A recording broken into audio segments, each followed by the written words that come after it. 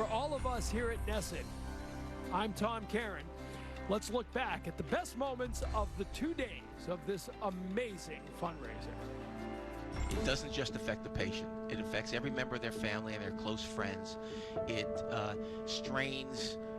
puts financial strains on people. It puts emotional strains on people. It disrupts your life. Your life is going forward in a line, and suddenly you're turning left.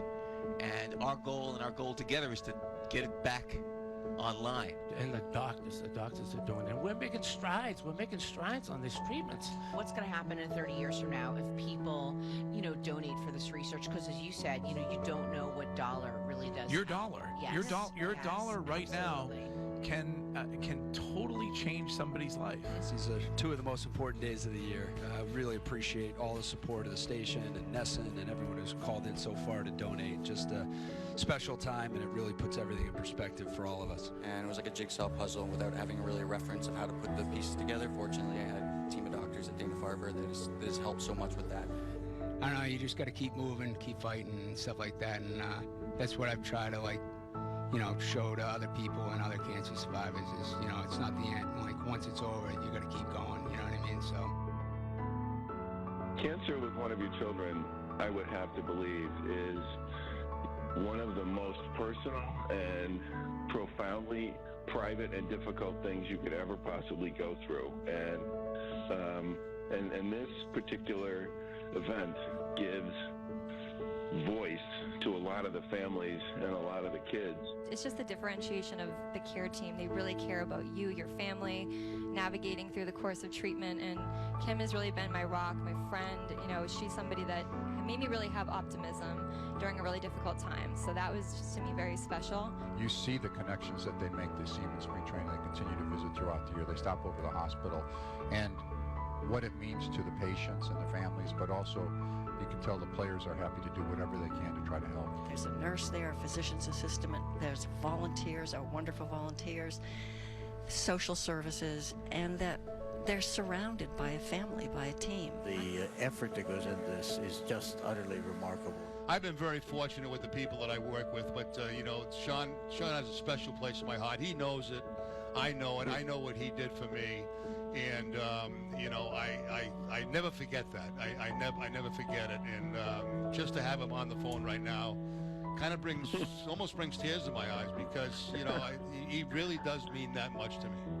My goal is to be here for them, and I'm not going to lie, there's still good days and bad days. And sometimes on the bad days, he may come in and say, Dad, let's go outside and shoot some hoops, and I'll be right there behind them. The community around each one of those kids, that's what the money's for. The money is to make sure that kids and anyone battling cancer can experience what I'm experiencing.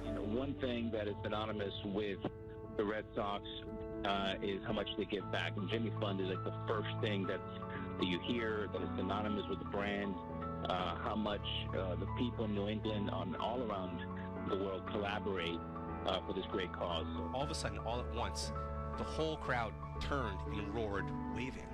And that was probably one of the first biggest emotional moments that my wife Val and I had, that, wow, we're not in this alone. You're just surrounded by love. And when you're dealing with such a crisis in your life, that makes such a difference. There's nobody that hasn't been touched by this. And the Jimmy Fund has done so much to help.